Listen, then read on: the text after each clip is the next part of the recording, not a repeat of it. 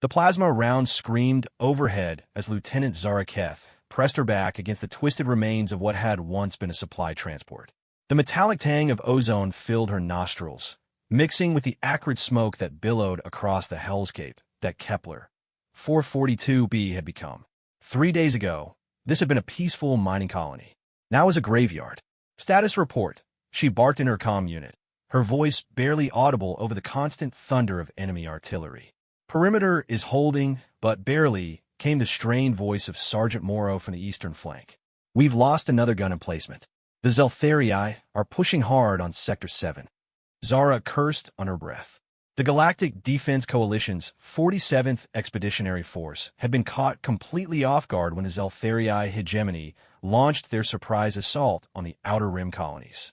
What was supposed to be a routine peacekeeping mission had turned into a desperate last stand against an enemy that seemed to have crawled out of humanity's worst nightmares. The Zeltharii were bipedal, standing nearly 3 meters tall on powerful digitigrade legs. Their exoskeletons were a mottled gray-green that seemed to shift and flow like liquid metal in certain light. Most terrifying were their faces, if they could be called that, for compound eyes arranged in a diamond pattern dominated their heads, each one capable of independent movement and tracking.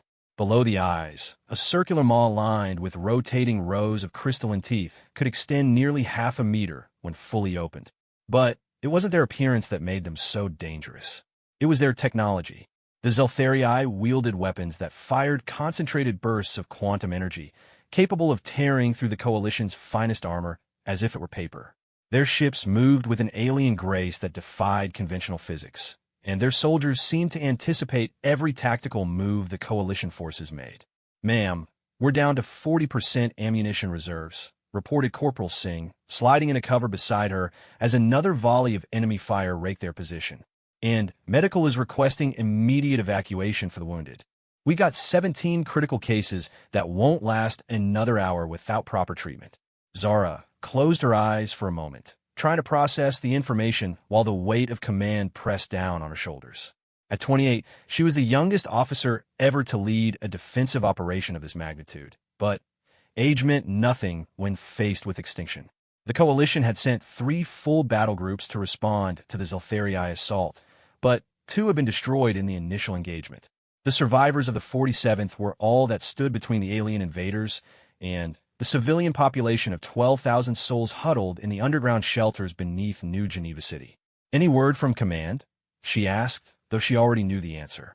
The orbital communication arrays had been among the first targets hit, leaving them effectively blind and deaf to the outside galaxy. "Nothing, Lieutenant. Last transmission was 18 hours ago, confirming that reinforcements were en route. ETA was supposed to be 16 hours. Zara checked her chronometer. They were 2 hours overdue. A new sound cut through the chaos of battle, a deep thrumming that seemed to vibrate through the ground itself. Zara felt it in her bones before she heard it, a rhythmic pulsing that spoke of massive engines approaching from the upper atmosphere. "Contact!" screamed Private Chen from the forward observation post. "Multiple bogies incoming from the northwest. Holy hell, they're huge." Through the smoke and haze, dark shapes began to materialize against the orange-tinted sky. Zeltharii assault carriers, each one the size of a city block, descended through the atmosphere with predatory grace. Energy weapons along their hulls began to charge, building to a crescendo that would spell doom for every Coalition soldier on the planet. "This is it," Sergeant Morrow's voice crackled over the comm. "It's been an honor serving with you all." Zara gripped her rifle tighter, her knuckles white against the polymer stock. She thought of her family back on Earth, of the letter she'd never gotten to send to her younger brother. She thought of the civilians below, the children who would never see another sunrise if these creatures succeeded in their conquest. "All units, this is Lieutenant Keth." She spoke into the comm with a steady voice that belied the fear gnawing at her gut. "Weapons free. Make every shot count. We hold the line until there's nothing left to hold." The first carrier was beginning its final descent when something impossible happened. A new signature appeared on Corporal Singh's scanner, moving at speeds that should have torn any conventional spacecraft apart. "Ma'am, I'm reading. I don't know what I'm reading. Whatever it is, it's coming in fast and hot for the eastern quadrant." The sound hit them first, a deep, primal roar that seemed to shake the very foundations of the planet. It wasn't the clean hum of Zoltherii engines or the familiar whine of Coalition thrusters. This was something entirely different, something that spoke of barely contained fury and overwhelming power. Then they saw it. Through the perpetual fog of war that had shrouded the battlefield for 3 days, shapes began to emerge. At first, they looked like meteors burning bright as they tore through the atmosphere. But as they drew closer, details became visible that made even the hardened veterans of the 47th pause in wonderment. They were ships, but unlike anything in the Coalition database. Angular and aggressive, they looked less like spacecraft and more like the ancient warships that had once sailed Earth's oceans. Their hulls were a dark gray-black that seemed to absorb light, and they bristled with weapon systems that defied easy categorization. Are those human designs?" whispered Corporal Singh. "Impossible," Zara replied, but her voice lacked conviction. There was something about the approaching vessels that struck a chord deep in her genetic memory, something that spoke of home. The lead ship was enormous, easily twice the size of a Coalition dreadnought. Along its hull, painted in what looked like ancient Terra Standard script, were symbols that made Zara's heart skip a beat. She couldn't read them at this distance, but their style was unmistakably human. The newcomers didn't bother with communication protocols or identification requests. They simply opened fire. What followed could only be described as a symphony of destruction. The human ships unleashed a barrage of weaponry that put even the Zoltherii's advanced technology to shame. Kinetic rounds the size of assault shuttles slammed into the alien carriers with enough force to crack their hulls like eggshells. Energy beams that burned with the fury of newborn stars carved through their shields as if they weren't there. But it was the smaller weapons that truly showcased the newcomers' martial prowess. Point defense systems that fired thousands of rounds per second created a web of death around each human vessel. Missile pods launched swarms of self-guided projectiles that seemed to dance through space, each one finding its target with surgical precision. The Zoltherii carriers, caught completely off guard by this unexpected intervention, attempted to redirect their assault toward the new threat. Their quantum weapons, which had proven so devastating against Coalition forces, seemed almost primitive in comparison to what they now faced. One of the alien ships managed to get off a full salvo before being vaporized by return fire. The quantum burst struck the hull of the lead human vessel, and for a moment, the watching Coalition soldiers held their breath. The shots simply dissipated against the hull, their energy absorbed and redirected harmlessly into space. "Impossible," breathed Zara.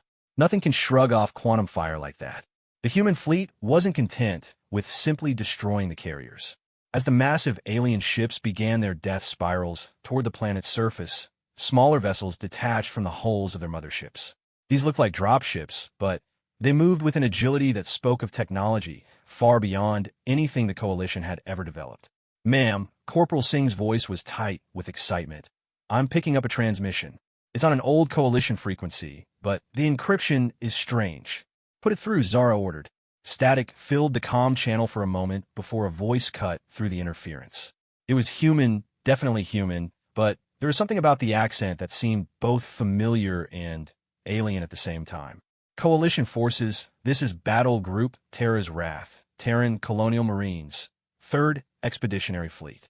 We received your distress beacon 3 days ago. Sorry we're late to the party." The voice paused, and in the background, Zara could hear what sounded like orders being shouted in a dialect that was almost but not quite standard galactic common. "We're about to make planetfall. Suggest you keep your heads down for the next few minutes. Things are going to get loud." The transmission cut out, leaving the Coalition forces staring at each other in stunned silence. "Terran Colonial Marines?" Sergeant Morrow's voice came over the comm. "I thought that was just a legend." Zara felt a chill run down her spine. She'd heard the stories, of course. Every child in the Coalition grew up with tales of the lost fleets, the human expeditionary forces that had vanished during the early days of galactic expansion. Ships that had set out to establish colonies on the rim worlds, only to disappear into the void, never to be seen again. Most historians assumed they'd been destroyed by unknown hazards or had simply gotten lost in the vastness of space. But the stories persisted. Stories of human colonies thriving in the darkness between stars, of fleets that had grown and evolved far from the watchful eyes of Earth's governments. Stories of humans who had become something more than human. The first dropships hit the ground with impacts that registered on seismic monitors halfway across the continent. They didn't land so much as crater, driving themselves deep into the planet's surface before disgorging their cargo of warriors. Through her binoculars, Zara watched as figures emerged from the smoking impact sites. They were human in basic shape, but there was something different about them, something that spoke of genetic modification and technological enhancement on a scale that made the Coalition's own augmentation programs look primitive by comparison. They stood taller than baseline humans, their movements fluid and predatory. Their armor was matte black with red trim, and it seemed to flow and shift like a living thing. Most unsettling were their weapons, which didn't look manufactured so much as grown, organic curves blending seamlessly with mechanical precision. "Jesus Christ," whispered Private Chun. "What do we do to ourselves out there?" The Zeltharii ground forces, which had been preparing for their final assault on the Coalition positions, suddenly found themselves facing an entirely new threat. The first contact came when a squad of alien shock troopers rounded a destroyed building and came face to face with a single human Marine. What followed was a masterclass in violence. The Marine moved with inhuman speed, covering the 50 meters between them and the aliens in less than 3 seconds. His weapon, which looked like a cross between a rifle and some kind of biotechnological nightmare, spat rounds that seemed to home in on their targets. Each shot that connected didn't just penetrate the Zeltharii's exoskeletons, it seemed to tear them apart from the inside out. But it was when the aliens closed to melee range that the true horror became apparent. The Marines' armor sprouted additional limbs, blade-tipped appendages that moved with deadly grace. In hand-to-hand combat, creatures that had terrorized Coalition forces for 3 days were torn apart like tissue paper. Across the battlefield, similar scenes played out as more Terran Marines deployed from their dropships. They moved in perfect coordination, their tactics refined by centuries of warfare in the darkest corners of space. Where Coalition forces had been forced to hunker down and hold defensive positions, the Terrans advanced with ruthless efficiency. "Lieutenant," Corporal Singh's voice cracked with excitement. "They're breaking through the alien lines. The Zeltharii are falling back." Zara lowered her binoculars, her mind struggling to process what she was witnessing. In 30 minutes, these mysterious humans had accomplished what 3 days of desperate fighting had failed to achieve. The Zeltharii, an enemy that had seemed unstoppable, were being systematically dismantled by what appeared to be fellow humans. A new voice crackled over the comm, using the same frequency as before, but with a different speaker. "Coalition forces, this is Marine Captain Marcus Kane, Terran Colonial Marines. The immediate threat has been neutralized, but we're reading multiple enemy formations converging on your position. We're going to need to relocate your people to a more defensible position." "This is Lieutenant Keth, commanding the 47th Expeditionary Force," Zara replied. "We have wounded that can't be moved and civilian shelters directly below our position." "Copy that, Lieutenant. We'll establish a perimeter around your location while we figure out the logistics. Fair warning, though, what you've seen so far is just the advanced scouts. The main Zeltharii fleet is still out there, and they're going to be very unhappy about what just happened to their ground forces." As if summoned by his words, alarms began sounding across the Coalition positions. Long-range sensors were detecting massive energy signatures approaching from the outer system. The Zeltharii weren't retreating. They were regrouping for a counterattack that would make their previous assault look like a gentle probe. Zara felt her blood run cold as the scope of what was coming became clear. Whatever these Terran Marines were capable of, they were about to face the full might of an alien empire that had conquered half a dozen worlds in the past year alone. "Captain Kane," she called over the comm, "our sensors are showing at least 3 battle groups inbound. Multiple heavy carriers and what looks like a fortress ship. They'll be here within the hour." "Acknowledged, Lieutenant. Don't worry about the welcoming committee. We didn't come here alone." Even as he spoke, new shapes began to appear in the sky above them. Ships that dwarfed even the massive human dreadnoughts began to decloak, their hulls bristling with weapon systems that looked like they could crack continents. At the center of the formation was something that defied description, a vessel so large that it created its own gravitational field. "Mother of God," whispered Sergeant Morrow. "What is that thing?" Captain Kane's voice carried a note of grim satisfaction when he answered. "That, Sergeant, is the TCS Retribution, flagship of the 3rd Expeditionary Fleet, and home to 40,000 of the meanest sons of bitches this galaxy has ever produced. The massive ship was still decloaking when it opened fire on the approaching Zeltharii fleet. What emerged from its weapons wasn't energy or projectiles in any conventional sense. Instead, tears appeared in space itself, rent in the fabric of reality that reached across impossible distances to touch the alien ships.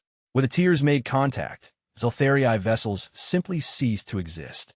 Not destroyed, not vaporized, but erased from reality as if they had never been built. "Welcome to the Outer Rim, friends," Captain Kane continued, his voice now carrying across all frequencies. "Hope you brought your appetite for war, because we've been saving up 300 years' worth of hospitality for unexpected guests." As the first Zeltharii ships began to wink out of existence under the Retribution's impossible weaponry, Zara realized that everything she thought she knew about human capabilities had just become obsolete. These weren't just humans who had gotten lost in space. These were humans who had evolved, adapted, and become something that could stand against any threat the galaxy could produce. The rescue had arrived, but Zara was beginning to suspect that salvation might come at a price none of them were prepared to pay. The silence that followed the destruction of the first wave of Zeltharii ships was more unsettling than the battle itself had been. Across the scarred landscape of Kepler 442b, Coalition soldiers emerged from their foxholes and bunkers to witness something that would haunt their dreams for years to come. Where moments before an entire alien battle fleet had dominated the sky, now only expanding clouds of stellar debris marked their passage. Lieutenant Zara Keth found herself standing in the open for the first time in 3 days, her rifle lowered but still ready as she watched the impossible ships of the Terran colonial marines maintain their positions above the planet. The massive flagship, the TCS Retribution, hung in space like a metallic moon, its hull so large that it created visible distortions in the local gravitational field. Lieutenant Corporal Singh approached cautiously, his scanner still active despite the apparent end of hostilities. "I'm picking up movement from the dropship sites. Looks like they're deploying some kind of structures." Zara raised her binoculars toward the nearest impact crater, where one of the mysterious human dropships had buried itself nearly 50 meters into the planet's crust. What she saw defied conventional military doctrine entirely. The crater wasn't just a landing site anymore. It was transforming. Metallic growth spread outward from the buried vessel, like some kind of technological infection. The material seemed to flow and reshape itself, creating what could only be described as an instant fortification. Walls rose from the ground with organic curves that somehow managed to look both beautiful and terrifyingly functional. Weapon emplacements grew like flowers, their barrels tracking across the sky with predatory awareness. "This is wrong," muttered Sergeant Morrow as he joined them. "Ships don't do that. Ships don't turn into buildings." Before Zara could respond, a new voice cut across their comm channels. Unlike the previous communications from the Terran Marines, this voice carried an authority that seemed to bypass conscious thought and speak directly to the hindbrain. "Coalition survivors, this is Admiral Sarah Chun, commanding the 3rd Expeditionary Fleet. We're going to need to debrief your leadership immediately. Please identify your senior officer." Zara keyed her comm with hands that trembled slightly. "This is Lieutenant Zara Keth, acting commanding officer of the 47th Expeditionary Force. Most of our senior staff were killed in the initial assault." "Understood, Lieutenant. A transport is being dispatched to your location. Please gather any other officers and prepare for immediate extraction to the Retribution. Time is a factor. Ma'am, we have wounded that require medical attention, and there are 12,000 civilians in shelters beneath the city. I can't abandon my post." The pause that followed stretched long enough that Zara began to wonder if the communication had been severed. When Admiral Chin's voice returned, it carried a note of something that might have been approval. "Your dedication is noted, Lieutenant, and it does you credit. However, what you don't understand is that the Zeltharii force you've been fighting represents less than 2% of their total strength in this sector. The main fleet is currently 3 days out and closing fast. If we're going to save your people, we need to coordinate our efforts immediately." The implication hit Zara like a physical blow. Everything they'd endured, all the death and suffering of the past 3 days, had been nothing more than a reconnaissance probe. The real invasion was still coming. A shadow passed overhead, and Zara looked up to see something that challenged her understanding of aerodynamics. The Terran transport looked more like a living creature than a machine, its hull rippling with what appeared to be muscle fibers beneath metallic skin. It landed with impossible grace, touching down without even disturbing the dust around its landing zone. The transport's boarding ramp lowered with a sound like a deep sigh, revealing an interior that seemed to shift and flow in the dim light. Two figures emerged, and Zara felt her breath catch in her throat. They were human, but barely recognizable as such. Tall and lean with movements that spoke of enhanced reflexes and augmented strength, they wore armor that seemed to be grown rather than manufactured. But it was their faces that truly unsettled her. While still recognizably human in basic structure, there was something in their eyes that spoke of experiences no baseline human was ever meant to have. Lieutenant Keth? The lead figure spoke with Captain Kane's voice, though seeing him in person made his earlier communications seem almost mundane by comparison. I'm Captain Marcus Kane, and this is my second-in-command, Major Elena Vasquez. We're here to escort you to the Admiral. Kane's companion stepped forward, and Zara noticed that her movements weren't quite synchronized with normal human rhythms. It was as if she was operating on a different temporal frequency, moving just slightly faster than should have been possible. Ma'am, Major Vasquez spoke with an accent that sounded vaguely Spanish but included phonemes that shouldn't exist in any human language. We understand your concern for your people. Our medical teams are already en route to your wounded, and we have specialists deploying to secure the civilian shelters. Your people will be safe. How do you know about the shelters? Zara asked, suspicion creeping into her voice. That information wasn't included in any of our transmissions. Captain Kane tilted his head in a gesture that was almost bird-like. Lieutenant, we've been monitoring this system for the better part of a week. We know about the 12,347 civilians currently housed in the underground complex. We know about the hydroponics bay on level 7 that's running low on nutrients. And we know about the 15 pregnant women who are going to need obstetric care within the next month. The casual precision of his knowledge was chilling. These people hadn't just responded to a distress call. They'd been watching, analyzing, preparing with a level of detail that spoke of capabilities far beyond anything the Coalition possessed. Lieutenant, Major Vasquez continued, time is critical. The Zeltharii main fleet includes weapons that can crack planetary crusts. If they're allowed to reach this system, there won't be anything left to save. Zara looked around at her remaining soldiers, men and women who had followed her through 3 days of hell and were now looking to her for guidance in a situation that had moved far beyond anything their training had prepared them for. Sergeant Morrow gave her a slight nod, his weathered face grim but determined. Very well, she said finally, but I want 2 of my people to accompany me, and I want regular updates on the situation down here. Acceptable, Kane replied. Choose your companions, and let's move. The interior of the Terran transport was even more unsettling than its exterior had suggested. The walls seemed to pulse with a faint rhythm, and Zara could have sworn she heard something that might have been breathing. The seats molded themselves to her body as she sat down, adjusting their configuration in real time to provide optimal comfort and support. Sergeant Morrow and Corporal Singh settled in beside her, both men obviously struggling with the alien nature of their surroundings. The transport lifted off with no sensation of movement, as if they were sitting in a room while the universe rearranged itself around them. Captain Kane, Zara said as they ascended through the atmosphere, I have to ask, where did you come from? The Coalition lost contact with all the Outer Rim expeditions 3 centuries ago. Kane's expression grew distant, as if he was seeing events that had occurred long before his birth. The expeditions weren't lost, Lieutenant. They just found something out there that changed everything. When the first colonies made contact with the entities that live in the dark between stars, we learned that humanity was not alone in the universe. More importantly, we learned that most of what was out there wanted us dead. The dark between stars. Singh interjected. You mean dark matter? Major Vasquez laughed, but there was no humor in the sound. Dark matter would be easy, Corporal.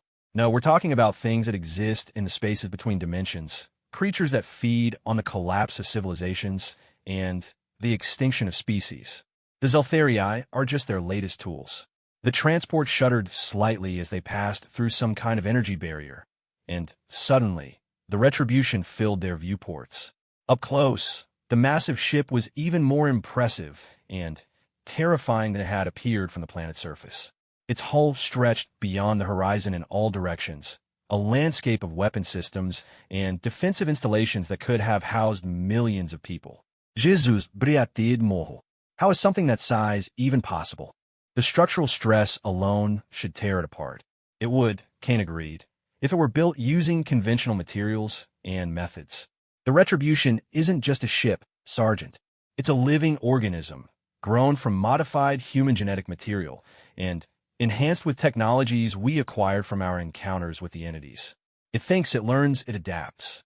The transport entered what appeared to be a hangar bay, but the walls moved and shifted around them as they approached, forming a perfect docking seal that seemed to anticipate their arrival. As they disembarked, Zara found herself in a space that defied easy description. The ceiling stretched impossibly high above them, supported by what looked like ribs or vertebrae. The floor beneath her feet was warm and slightly yielding, like walking on living tissue. "Welcome aboard the Retribution, Lieutenant." A new voice spoke from everywhere and nowhere.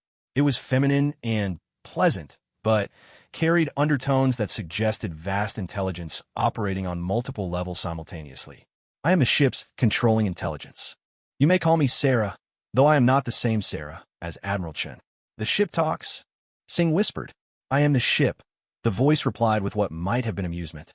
"I'm also the Admiral's daughter, in a sense, though the relationship is more complex than baseline human kinship structures would suggest. Do not be alarmed. My consciousness is distributed throughout the ship's systems, but I maintain distinct personality matrices for different functions."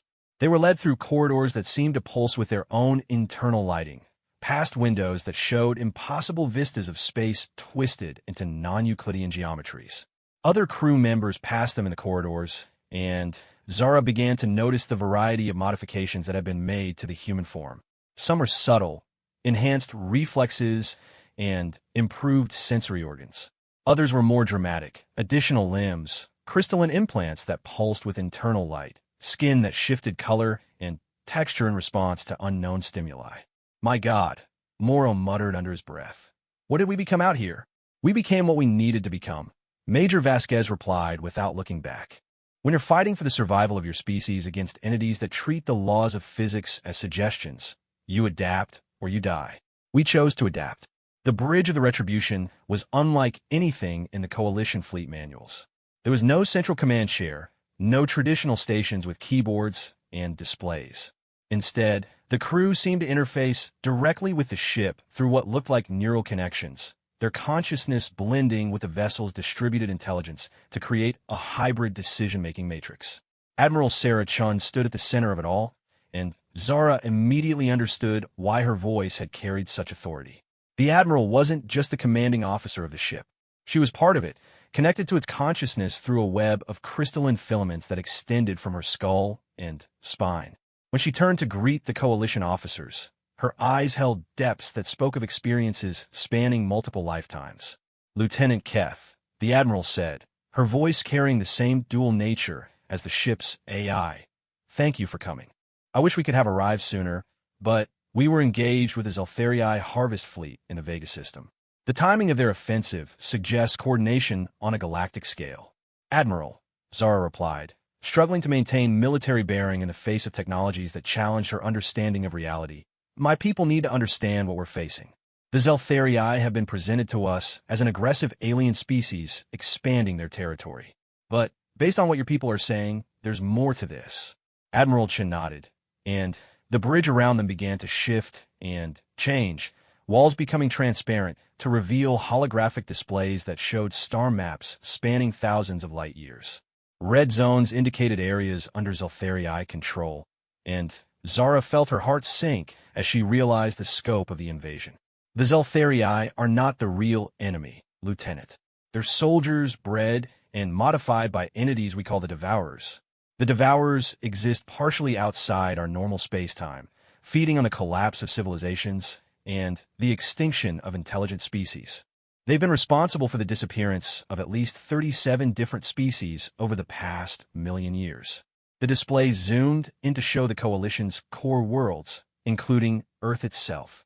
Red tendrils were spreading inward from the rim, following trade routes and communication networks with frightening precision. Earth doesn't know, Zara realized. The Coalition Council has no idea what they're really facing. The Coalition Council is composed of idealistic bureaucrats who believe that all conflict can be resolved through negotiation and compromise, Major Vasquez said with barely concealed contempt. They refuse to acknowledge threats that don't fit their worldview. We've tried to establish communication with Earth multiple times over the past century. Our messages are either ignored or dismissed as extremist propaganda. Admiral Chun gestured, and the display shifted to show the approaching Zeltharii fleet. Hundreds of ships, some larger than space stations, were moving toward the Kepler system with implacable determination. At the center of the formation was something that hurt to look at directly, a vessel that seemed to exist in multiple dimensions simultaneously. That's a devourer, the Admiral explained, noting Zara's discomfort. They rarely involve themselves directly in the harvesting process, but the presence of one here suggests that this system has some special significance. What could be so important about a mining colony? Sergeant Morrow asked. The ship's AI, Sarah, answered with a tone that suggested deep concern. Kepler 442b sits at the intersection of three major hyperspace routes. Control of this system would give the Zeltharii access to the Coalition's core worlds. More importantly, the planet itself contains deposits of quantum crystalline formations that the Devourers use to construct their transdimensional weapons. You're talking about a foothold, Zara said, the tactical implications becoming clear. This isn't just about destroying a colony. They want to establish a permanent base in Coalition space. Exactly, Admiral Chun confirmed, which is why we can't simply evacuate your people and abandon the system. If the Zeltharii establish a foothold here, every human world within 50 light-years will be at risk. The bridge fell silent as the implications sank in. Zara looked around at the alien technology surrounding them, at the modified humans who had become something both more and less than what they had been born as, and felt the weight of impossible choices pressing down on her. What do you need from us? She asked finally. Admiral Chun smiled, and for a moment she looked almost human. We need you to trust us, Lieutenant. What we're about to ask of your people will challenge everything you believe about humanity and our place in the universe. But if we're going to win this war, we're going to need every advantage we can get, including modifications like yours. The question hung in the air like a challenge. Around the bridge, the enhanced humans continued their work. Their consciousness blended with the ship's systems in ways that spoke of fundamental changes to human nature itself. The choice will be yours, Admiral Chun said softly. But I'll tell you this. The baseline human form is beautiful, Lieutenant, but it's not equipped for the universe we actually live in. Out here, adaptation isn't just an advantage. It's the price of survival. As if summoned by her words, new alarms began sounding throughout the ship. The Zeltharii fleet had just entered the outer system, and they were moving faster than any of the projections had suggested. The battle for humanity's future was about to begin, and Zara was beginning to realize that the cost of victory might be humanity itself. The alarm that echoed through the retribution wasn't mechanical. It was organic, a sound that seemed to emerge from the ship's living hull and resonate through the bones of every person aboard. Lieutenant Zara Keth felt it in her chest, a vibration that spoke directly to evolutionary instincts millions of years old, warning of predators approaching in the dark. Contact, announced one of the enhanced bridge crew, her voice carrying harmonics that suggested she was speaking on multiple frequencies simultaneously. Zeltharii advance elements dropping out of hyperspace at the system's edge. Count is problematic. Admiral Chin's expression didn't change, but the crystalline filaments connecting her to the ship's consciousness began to pulse with increased intensity. Around the bridge, holographic displays materialized, showing the incoming threat in three-dimensional detail. Zara had thought she understood the scope of what they were facing, but the reality exceeded her worst projections. The Zeltharii fleet wasn't just large. It was a migration, hundreds of ships ranging from scout vessels the size of Coalition frigates to continent-sized carriers that dwarfed anything in human space. At the formation's heart, the entity Admiral Chun had identified as a devourer writhed through dimensions that human eyes weren't equipped to perceive. Estimated time to planetary orbit? The Admiral asked. 73 hours at current velocity, came the reply. But Admiral, they're not following standard tactical approach patterns. The formation is spreading out across multiple vectors. They're preparing to surround the entire system. Sergeant Morrow leaned close to Zara, his voice barely a whisper. Ma'am, there's no way we can fight that many ships. The entire coalition navy couldn't handle a force that size. He was right, and Zara knew it. Even with the apparent technological advantages the Terran colonial marines possessed, they were facing odds that bordered on the impossible. She was about to voice her concerns when Admiral Chin spoke, her words carrying an edge of anticipation that seemed inappropriate given their circumstances. Sarah, the Admiral addressed the ship's AI. Initiate Protocol Omega. Authorization Chin Alpha 77. Protocol Omega confirmed. The AI responded, and something in her voice sent chills down Zara's spine, awakening the sleepers. The ship around them began to change in ways that challenged rational comprehension. What had seemed like corridors and chambers revealed themselves to be something far more complex, structures that folded through dimensions that existed parallel to normal space. The crew members at their stations were joined by others who seemed to emerge from the walls themselves, beings that had once been human, but now existed in states that defied easy categorization. Lieutenant, Admiral Chin said, noting Zara's obvious distress. There are things about our capabilities that we haven't shared with you yet. The Retribution isn't just a ship. It's a nexus point, a gateway to technologies and allies that exist outside normal space-time. One of the newcomers approached, and Zara had to suppress the urge to step backward. The being had once been human, but centuries of modification had transformed them into something that existed partially in normal space and partially somewhere else entirely. When they spoke, their words seemed to come from multiple directions at once. Admiral, the consensus is achieved. The collective agrees that this incursion represents an unacceptable threat to local space-time stability. We are authorized to deploy the full spectrum of available assets. Thank you, Coordinator Hayes. Admiral Chun replied with what might have been relief. Begin deployment immediately. The bridge around them continued its transformation, revealing systems and technologies that seemed to operate on principles that violated everything Zara thought she knew about physics. Through the transparent walls, she could see space itself beginning to ripple and distort as the Retribution's true capabilities came online. What's happening? Corporal Singh asked, his voice tight with barely controlled panic. Major Vasquez answered, though her attention was focused on displays that showed probability cascades across multiple timeline branches. We're bringing our real weapons online. Corporal, the ships you saw earlier were just a conventional fleet. The Retribution serves as an anchor point for assets that exist in parallel dimensions, spaces where the laws of physics operate according to different parameters. As she spoke, new signatures began appearing on the tactical displays. At first, they looked like censored ghosts, faint echoes that might have been equipment malfunctions. But as they solidified, Zara realized she was looking at an entire fleet that existed in a state of quantum superposition, simultaneously present and absent until observation collapsed their wave functions into reality. The ships that materialized around the Retribution defied conventional description. Some were clearly recognizable as evolved versions of human technology, their hulls bristling with weapons that looked grown rather than manufactured. Others appeared to be made of crystallized space-time itself, their surfaces reflecting scenes from other realities.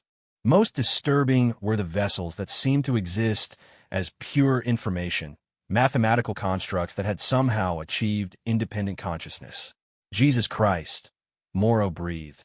How many ships do you have? Ships are a limited concept, Admiral Chin replied. What you're seeing represents the accumulated military assets of 47 different human colonies that have achieved post-biological status. Some exist as pure consciousness. Others have merged with their technology to become hybrid entities. All of them have agreed that the Devourer threat represents an unacceptable risk to local galactic stability. The tactical display updated to show the new force disposition, and Zara felt her worldview shift once again. The Zeltharii fleet, massive as it was, suddenly seemed almost manageable when faced with technologies that operated outside the normal constraints of physics. But even as hope began to flicker in her chest, Admiral Chin's next words brought her back to reality. However, the Admiral continued, deploying these assets comes with costs that extend far beyond military casualties. Every time we bring these technologies into normal space, we risk damaging the fabric of reality itself. Use them too frequently or carelessly, and we could destabilize the entire local cluster. You're talking about the destruction of star systems, Zara said, the implication hitting her like a physical blow. We're talking about the destruction of the concepts that allow star systems to exist, Coordinator Hayes corrected, their multidimensional voice carrying notes of regret. These are tools that were never meant to be used by beings constrained to single timelines. Every deployment is a calculated risk that our actions won't propagate backward through causality and prevent our own creation. The philosophical implications were staggering, but practical concerns demanded immediate attention. The Zeltharii fleet had begun its approach, and, even with their enhanced capabilities, the humans would need every advantage they could muster. Admiral, Zara said, my people on the planet, are they safe? For now, Shin replied. Our ground teams have established perimeter defenses that should hold against anything the Zeltharii can deploy conventionally. But if we're forced to use our more exotic weapons, there's no guarantee that Kepler 442b will survive the engagement. The weight of command had never felt heavier than it did in that moment. Zara thought of the 12,000 civilians huddled in their underground shelters, families who had come to the outer rim seeking new opportunities and instead found themselves at the epicenter of a conflict that could reshape reality itself. What do you need from us? She asked. Admiral Chen's expression grew thoughtful. Your people have something we lost centuries ago, Lieutenant. You have the ability to make decisions based on hope rather than calculation. Out here, in the dark between stars, we've become very good at surviving. But survival and living are two different things. She gestured, and the bridge's displays shifted to show detailed schematics of coalition equipment and personnel files. We need your people to serve as anchors, reference points that keep us grounded in baseline human reality. When you're fighting entities that exist partially outside normal space-time, it becomes easy to lose track of what you're actually fighting for. Major Vasquez stepped forward, her enhanced features betraying emotions that her voice couldn't quite convey. What the Admiral isn't telling you is that every time we deploy our advanced systems, we lose a little bit more of what we used to be. The consciousness modifications, the dimensional interfaces, the quantum entanglement protocols, they all extract a price. Some of our people have been fighting for so long that they've forgotten what it means to be human. And yet you continue to fight, Sergeant Morrow observed. Because someone has to, Coordinator Hayes replied. The Devourers don't negotiate, they don't compromise, and they don't show mercy. They consume entire civilizations not for resources or territory, but because the act of extinction feeds them. Every species that falls makes them stronger, more capable of reaching across the dimensional barriers to touch other realities. A new alarm sounded, different from the first, but equally unsettling. This one carried harmonics that spoke of probability cascades and timeline convergence, warnings that even enhanced human consciousness could only partly comprehend. Contact, announced the tactical officer. Zeltharii advanced scouts entering the inner system. They're broadcasting on frequencies that, Admiral, they're speaking in human languages. The main display shifted to show a transmission from one of the approaching alien vessels. The image was grainy and distorted, but clearly showed a Zeltharii soldier standing in what appeared to be a coalition briefing room. Behind the alien, human equipment and decorations were visible, suggesting the location had been recently captured. When the creature spoke, its words emerged from a speaker system that had obviously been salvaged from coalition technology. The voice was mechanically synthesized, but recognizably human in its intonation patterns. Human defenders of the Kepler system, the alien said, its four compound eyes focusing on the camera with predatory intensity, we speak with the voice of your own species. The colony world Terra Nova fell to our forces 6 days ago. The 17,000 humans who resisted have been processed to serve our master's hunger. The image shifted to show scenes of devastation that made Zara's stomach turn. Entire cities had been reduced to ash, but worse were the areas where the Zeltharii had taken prisoners. Human figures moved among the ruins, but their movements were wrong, their postures speaking of minds that had been broken and reprogrammed for purposes that defied comprehension. Your resistance is noted and appreciated. The transmission continued. It will make the eventual harvest more satisfying. Surrender now, and your processing will be efficient. Continue to resist, and we will ensure that your species' contribution to our master's hunger extends across multiple generations." The transmission cut out, leaving the bridge in stunned silence.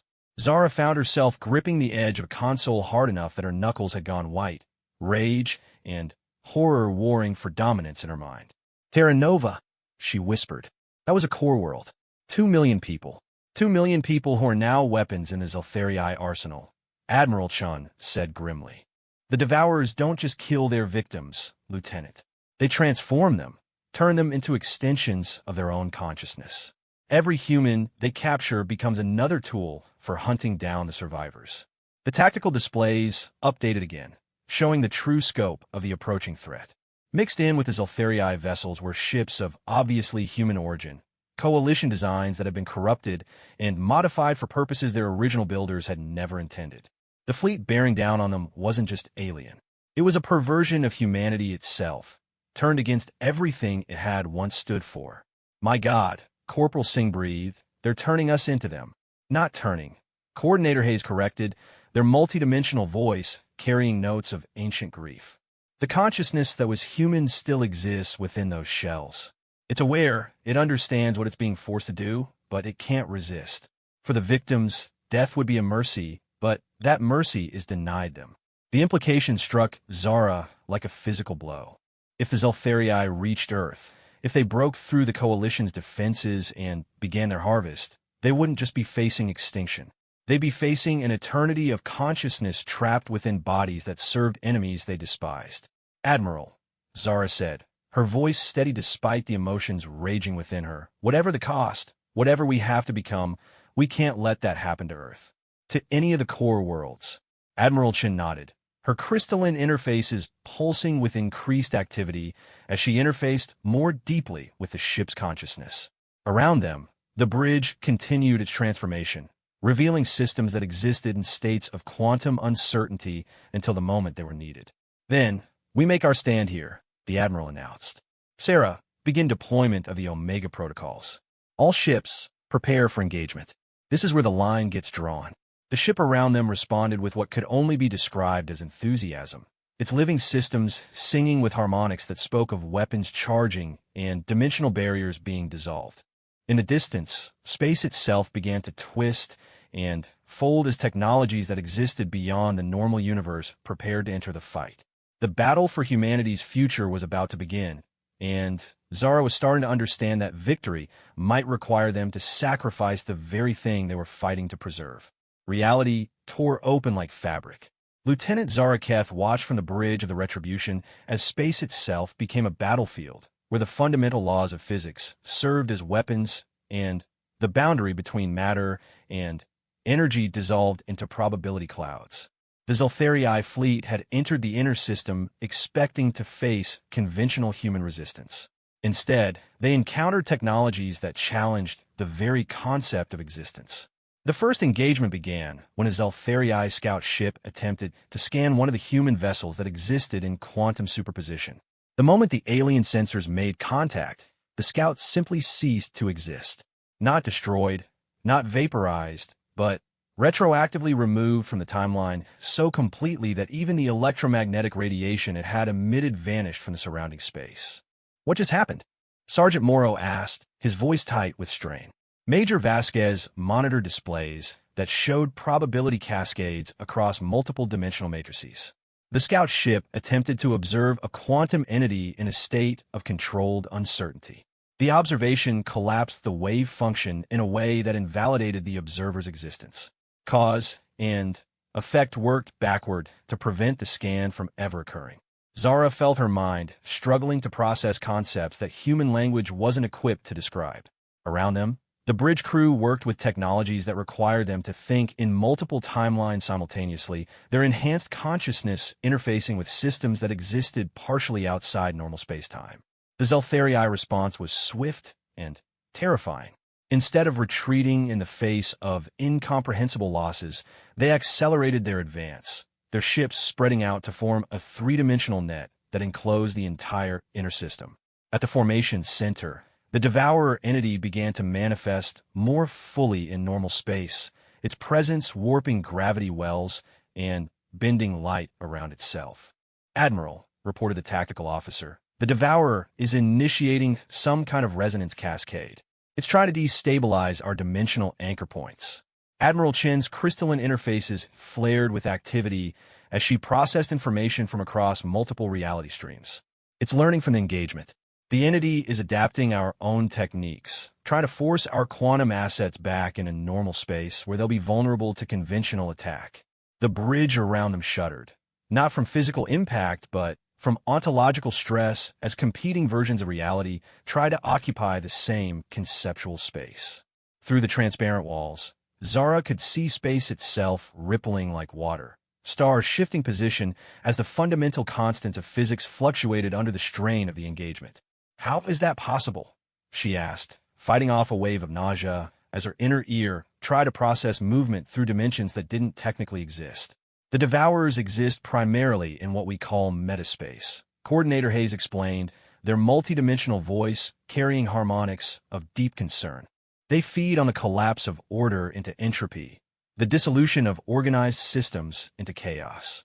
Our weapons work by manipulating the boundaries between order and chaos, but that's also what gives them power." The tactical display updated to show new contacts approaching from vectors that shouldn't have existed. Zoltherii ships were emerging from folds in space-time that the Devourer was creating, allowing the alien fleet to bypass normal travel entirely and appear as strategic points throughout the system. "They're using our own battlefield modifications against us," Admiral Chun observed grimly. "Every time we alter the local physics to gain an advantage, we create opportunities for them to exploit." A new alarm sounded, this one carrying frequencies that spoke directly to the hindbrain, warning of predators that hunted not just in physical space, but in the realm of consciousness itself. On the planet below, the Coalition forces were reporting contact with something that their sensors couldn't properly classify. "Lieutenant," came Captain Kane's voice over the comm from the surface, "we need immediate extraction for your wounded. Something's happening down here that we can't explain. The Zoltherii aren't just attacking our positions anymore. They're attacking our thoughts." The implications hit Zara like a physical blow. The enhanced humans of the colonial marines were equipped with mental defenses that had been refined over centuries of fighting incomprehensible enemies. If they were struggling with some kind of psychic assault, baseline humans would be completely vulnerable. "Admiral, request permission to return to the surface," Zara said. "My people are down there." "Denied," Chun replied without hesitation. "Lieutenant, what you're not understanding is that this engagement extends beyond the physical realm. The Devourer isn't just trying to destroy our ships. It's trying to consume the conceptual framework that allows human consciousness to exist." She gestured, and the bridge's displays shifted to show readings that Zara couldn't begin to interpret. "Your wounded aren't just injured, they're becoming something else. The Zoltherii have deployed what we call consciousness viruses, self-replicating ideas that rewrite the basic structure of human thought. Every person they infect becomes another vector for spreading the contamination." The horror of it struck home as Zara realized the scope of what they were facing. The enemy wasn't just trying to kill humanity. They were trying to transform the species into something that could never again conceive of resistance. "Is there a defense?" she asked. "Yes," Admiral Chin replied, "but you're not going to like it." The bridge continued its metamorphosis, revealing systems that existed in states of controlled paradox, technologies that functioned by embracing logical contradictions and making them work in humanity's favor. At the center of it all, a new interface materialized, its crystalline structure pulsing with patterns that seemed to extend into dimensions that human eyes couldn't perceive. "The only way to fight a consciousness virus is with an enhanced consciousness," Major Vasquez explained. "We can provide you with the modifications necessary to resist the infection, but once the process begins, you can't go back. You'll become like us, existing partially outside normal spacetime." Zara looked at her companions, Sergeant Morrow and Corporal Singh, both of whom were struggling to process concepts that challenged everything they thought they knew about reality. These were good soldiers, people who had followed her through hell without question, and now she was being asked to make a decision that would fundamentally alter what they were. "What about the people on the surface?" she asked. "The civilians, the wounded? If we can defeat the Devourer, the consciousness viruses will collapse without their controlling intelligence," Coordinator Hayes said. But to do that, we need every advantage we can get, including enhanced human consciousness that can operate on the same dimensional level as our enemies. An explosion of light filled the main display as one of the human quantum ships engaged a Zeltharii carrier. The battle that followed couldn't be properly described in three-dimensional terms. Weapons that fired compressed time struck armor made of crystallized probability. Energy beams that existed in multiple realities simultaneously carved through hulls that phased in and out of normal space to avoid damage. But for every Zeltharii vessel destroyed, two more emerged from the dimensional folds the Devourer was creating. The alien fleet was adapting to the enhanced human tactics, learning to use the modified physics of the battlefield to their own advantage. "They're winning," Morrow said quietly. "Not winning," Admiral Chin corrected. "Learning. And every second they spend learning brings them closer to understanding technologies that took us centuries to develop. If they achieve parity with our capabilities while maintaining their numerical advantage, this battle becomes unwinnable." The choice was stark and terrible. Accept modification that would preserve their humanity in an altered form, or maintain their baseline nature, and watch as their species was transformed into weapons for entities that fed on suffering. "What's the procedure?" Zara asked finally. The crystalline interface at the center of the bridge expanded, revealing internal structures that seemed to exist in multiple dimensions simultaneously. As Zara approached, she could feel the device scanning her consciousness, evaluating her mental patterns for compatibility with modifications that would change the fundamental nature of her existence. "The process is irreversible," Admiral Chin warned. "Once we begin the consciousness enhancement, you'll exist partially outside normal time. You'll be able to perceive probability streams, interface directly with quantum systems, and resist psychic attacks that would destroy baseline human minds. But you'll also lose the ability to exist purely in the present moment. Part of your awareness will always be distributed across multiple timeline branches." "Will I still be me?" Zara asked. The question hung in the air without a clear answer. Around them, the enhanced humans continued their work, their consciousness blended with technologies that existed beyond normal comprehension. They were recognizably human in their dedication to protecting their species, but everything about their thought patterns and perceptions had been fundamentally altered by their modifications. "You'll be yourself," Major Vasquez said finally, "but you'll be yourself experiencing reality from perspectives that baseline humans can't imagine.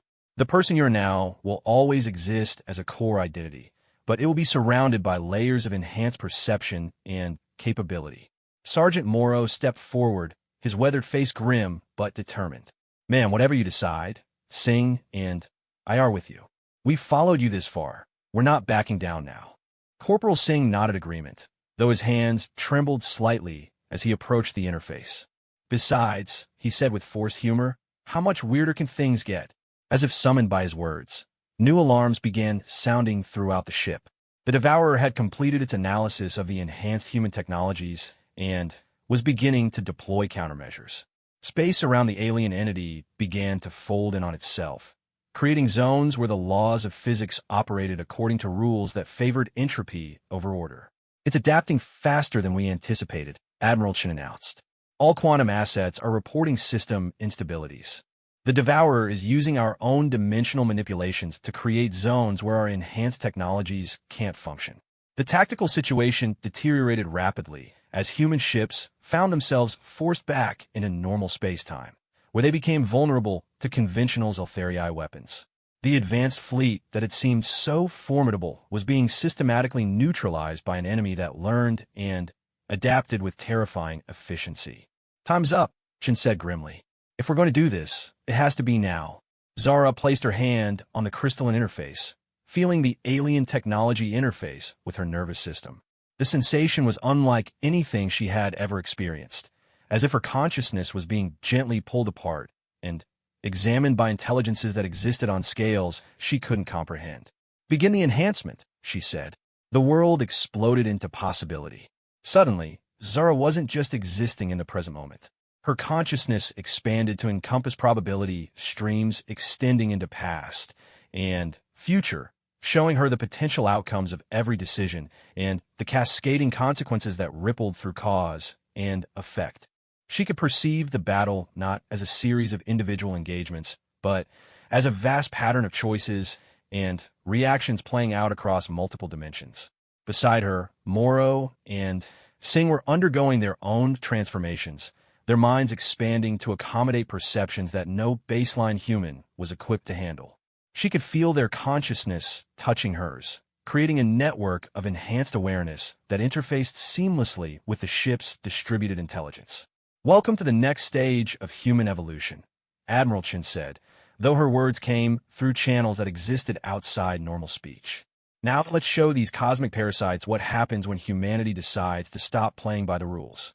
The battle was about to enter a new phase, one where the distinction between mind and matter, between possible and actual, would become the primary weapons in humanity's arsenal.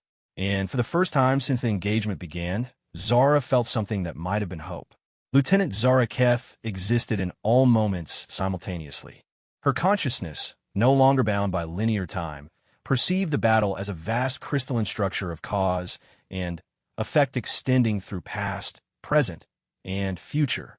She could see the decisions that had led to this moment, the choices that would determine its outcome, and the cascading possibilities that stretched beyond the immediate conflict to encompass the fate of human civilization itself. The enhancement had not just changed her perceptions. It had revealed the true nature of reality as a malleable construct, subject to manipulation by sufficiently advanced consciousness.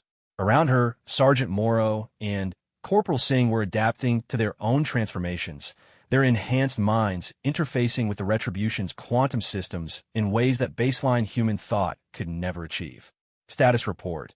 Admiral Chin's voice came through channels that existed outside normal communication, consciousness speaking directly to consciousness across dimensions of thought.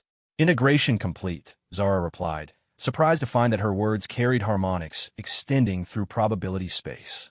"We can perceive the enemy's strategic pattern. They're not just attacking our ships. They're attacking the conceptual framework that allows human technology to function." The Devourer entity had revealed the scope of its capabilities, warping local space-time to create zones where human physics became unreliable.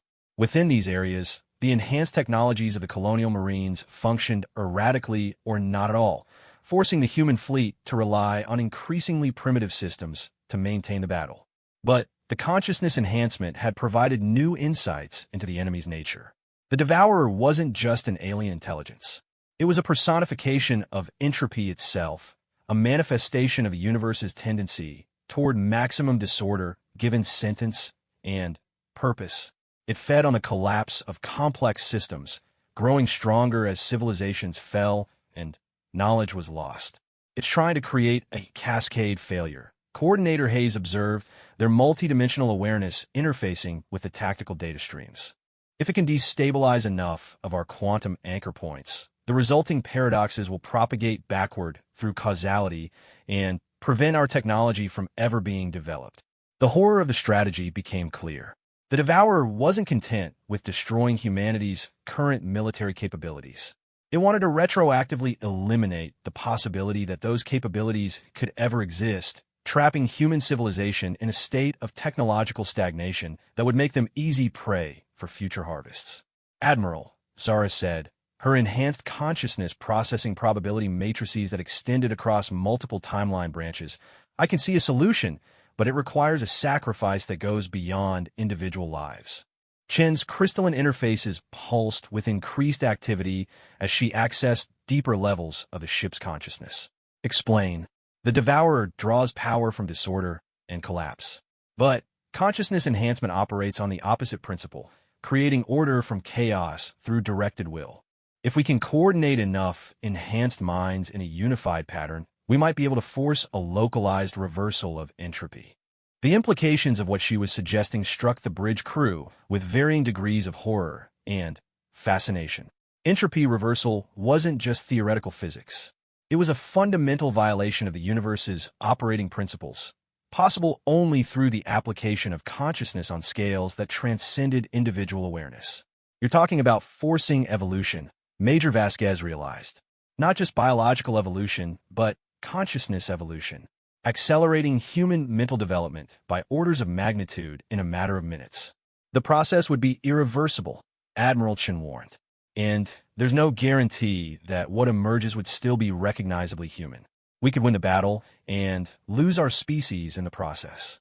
Zara felt the weight of the decision pressing down on her enhanced consciousness, but she could also perceive the alternative timelines where humanity fell to the Zeltharii harvest. In those futures, the suffering was absolute and eternal, entire worlds transformed into extensions of the Devourer's hunger with no possibility of escape or redemption. There's another factor, she said, her awareness touching upon probability streams that extended beyond the immediate conflict. The coalition worlds, Earth itself, they don't know what's coming. If we fail here, the next harvest fleet will catch them completely unprepared. Billions of people will be processed before they even understand what they're fighting. The tactical display updated to show the approaching second wave of Zeltharii ships, a force that dwarfed even the current fleet bearing down on the Kepler system. Intelligence gathered from the Enhanced Consciousness Network revealed the scope of the enemy's strategic plan: systematic elimination of every human population center, followed by transformation of the survivors into weapons for attacking other species. The decision has to be unanimous, Coordinator Hayes announced. Consciousness evolution on this scale requires perfect synchronization across all participating minds. A single dissenting voice could cause the entire matrix to collapse, taking our sanity with it. Around the bridge, the enhanced humans interfaced more deeply with the ship's distributed intelligence, their individual awareness merging into a collective consciousness that spanned multiple dimensions of thought. Zara felt her own mind touching theirs, creating connections that transcended anything possible for baseline human consciousness. But it was the voices from the surface that provided the final argument. Captain Kane's transmission from the planet carried frequencies of desperation that cut through all tactical considerations. Admiral, the consciousness virus is spreading faster than we can contain it. Half of the civilian population is showing signs of infection, and our own people are starting to succumb despite their modifications. Whatever you're planning up there, it needs to happen now. The bridge fell silent as the implications struck home. The people they were fighting to save were being transformed into the very enemies they sought to defeat. Soon, there would be nothing left of human civilization but shells that served the Devourer's hunger. I vote yes, Zara said, her enhanced consciousness touching upon probability streams that showed the consequences of action and inaction. If we're going to lose our humanity anyway, let's lose it on our own terms. Sergeant Morrow's agreement came through channels of pure thought, his consciousness interfacing with hers in ways that transcended language. Ma'am, I've been following your orders for 8 years. I'm not stopping now, no matter what we become. Corporal Singh's consent carried harmonics of fear and determination. Better to be something new that can fight than something old that can only suffer. One by one, the consciousness nodes throughout the retribution added their agreement to the growing consensus. Enhanced humans who had already sacrificed their baseline nature for the greater good chose to sacrifice what remained of their individual identity for a chance at species survival. Sarah, Admiral Chan addressed the ship's AI, initiate consciousness cascade protocols. Authorization Omega-77 Alpha. Consciousness cascade initiated, the AI replied, though her voice now carried harmonics that suggested she too was undergoing fundamental changes. Warning. Process point of no return will be reached in 30 seconds. After that threshold, cancellation will not be possible. Around them, the bridge began its final transformation. The boundaries between individual consciousness and collective awareness started to dissolve as hundreds of enhanced minds linked together in a pattern of unprecedented complexity. Zara felt her sense of self expanding beyond anything she had thought possible, her individual identity becoming just one note in a symphony of consciousness that spanned multiple dimensions. The process was terrifying and exhilarating in equal measure. She was still Zara Keth, still the young lieutenant who had led her soldiers through 3 days of hell on a distant planet. But she was also part of something larger, a Gestalt consciousness that possessed capabilities no individual mind could achieve. Point of no return reached, Sarah announced. Beginning entropy reversal sequence. Reality screamed. The space around the retribution began to fold in ways that violated fundamental constants, as the collective consciousness of the human fleet imposed its will on the basic structure of the universe. The Devourer, which had fed on chaos and disorder for millions of years, suddenly found itself facing an opponent that could create order from nothing through pure directed thought. The battle that followed couldn't be described in conventional terms. It took place simultaneously in normal space, probability matrices, and dimensions of pure consciousness where thoughts became weapons and ideas carried the force of physics.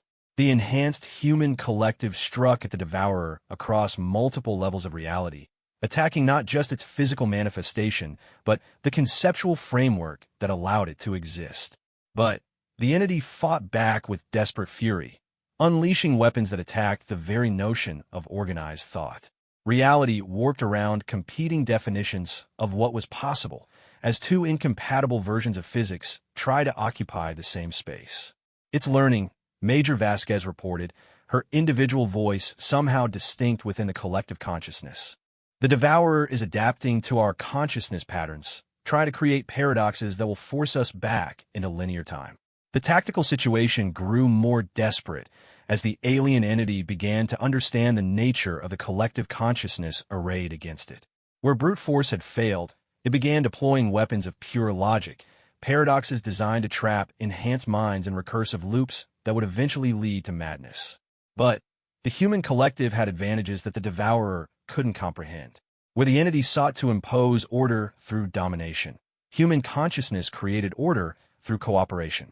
Where it fed on the collapse of complex systems, humans built complexity through the voluntary integration of diverse perspectives. Now, Admiral Chen's voice cut through the chaos of clashing realities. All nodes focus on coordinates 7-7 alpha. Force reality to choose between our version and theirs. The collective consciousness converged on a single point in space-time, the location where the Devourer's influence was strongest. Through sheer force of coordinated will, the enhanced humans began to rewrite the fundamental constants that govern local physics. The universe resisted, then bent, then finally surrendered to the impossibility of what the human collective was attempting. In a flash of light that existed across multiple dimensions simultaneously, the Devourer's reality matrix collapsed, its impossible technologies reduced to mundane matter governed by conventional physics.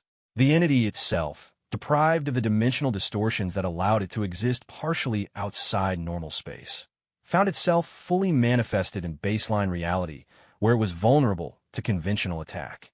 The human fleet opened fire with weapons that functioned according to the newly stabilized physics, reducing millions of years of cosmic horror to expanding clouds of superheated plasma.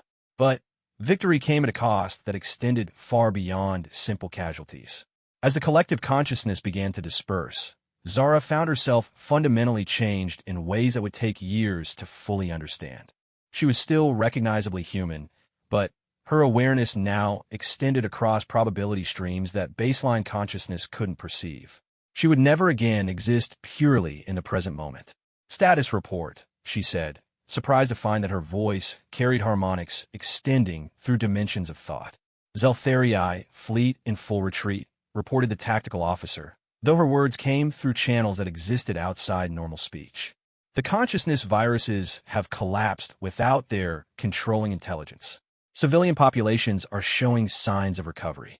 Admiral Chun materialized beside her, though whether through physical movement or direct consciousness transfer was impossible to determine. "Lieutenant, congratulations. You've just participated in the first successful entropy reversal in recorded galactic history. The implications will reshape our understanding of consciousness and reality itself." "What happens now?" Zara asked, her enhanced awareness already beginning to perceive the cascading consequences of their victory. "Now," Chen replied, "we deal with the fact that we've fundamentally altered human consciousness. Some will see what we've become as humanity's next evolutionary step. Others will view us as abominations that should be destroyed before we can spread our influence." Through the bridge's transparent walls, Zara could see the stars themselves seeming different, their light carrying information that her enhanced consciousness could directly perceive. The universe had become a more complex and dangerous place, but also one where humanity possessed capabilities that could stand against any threat. "The coalition world will need to be warned," she said. "This was just the beginning. The Devourers have other fleets, other methods of attack." "Which is why we're going home," Admiral Chen replied. Earth needs to understand what's coming and what humanity is going to have to become if it wants to survive. The Retribution began its transformation for interstellar travel, its living hull adapting to the requirements of a journey that would carry them across hundreds of light years in a matter of days. Around them, the other ships of the enhanced human fleet made their own preparations, their impossible technologies functioning according to physics that had been rewritten by the force of collective will. As they departed the Kepler system, Zara took one last look at the planet where it had all begun. The Coalition forces were already beginning the process of rebuilding, their wounded healing.